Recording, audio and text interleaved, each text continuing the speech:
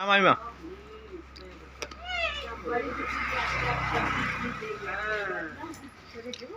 नहीं रहने से कोई भी आने से दे देता, वेस्ट नहीं करना। जो भी है कोई खाना वेस्ट नहीं करना। अभी देखो लौकी एक बस्ता दिया, पूरा जन को दे दिया, कितना जाने सबको देता है। লঙ্গ মহাযোগী লোকনাথ বাবা জয়, পাপি তাপি উদ্ধারিত হলেন উদয়, আবির্ভূতি হলেন বাবা কচ্চগ্রামেতে, জন্মিল লোকনাথ বিশাল গিরেতে, পিতা রাম কানাই বিশাল, কমলা দেবী মাতা ধর্মরাজ ত্রিসতী প্রতিমূর্তি যাবে লোকনাথ হলো।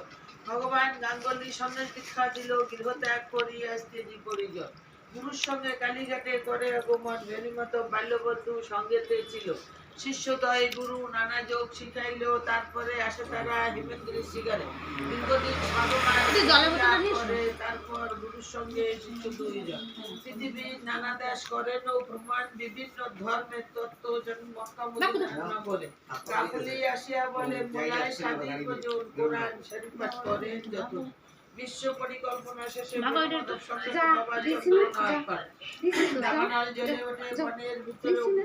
রক্ষা করে বিজয় গোস্বামীরে।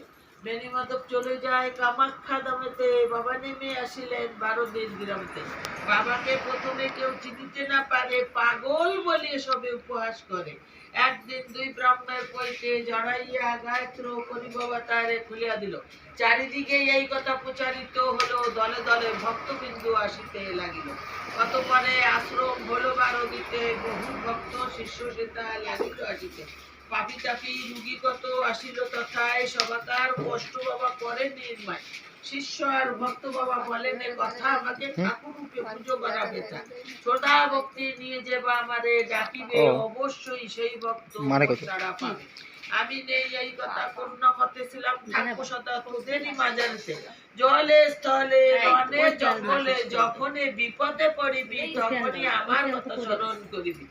এই রূপে লোকনাথ কত লীলা করে, কারো সাথে সেই সব বলিবারে পারে। 160 বছর বাবার বয়স হলো, বনধামে যেতে বাবার ইচ্ছা হলো। 1297 সাল 19 জ্যৈষ্ঠতে দেহত্যাগ জান বাবা অমরলোকেতে, যার ঘরে বাবার চিন্তা রাখিবে যতনে, অন্য কষ্ট থাকিবে না তাহারে ভবনে, রোগ শোক দুঃখ কষ্ট সব দূরে যাবে, পুত্র পুত্র সব সবে আনন্দে থাকিবে, বাবার পাঁচালি যেবা পড়ে কিংবা শোনে, পুণ্যবান সেই জন সদা রেখো মনে, কোন মন্ত্র কোন দীক্ষা নাই তাহার নামে মহামন্ত্র। জয় বাবা লোকনাথ, রক্ষা করো বাবা, জয় বাবা লোকনাথ।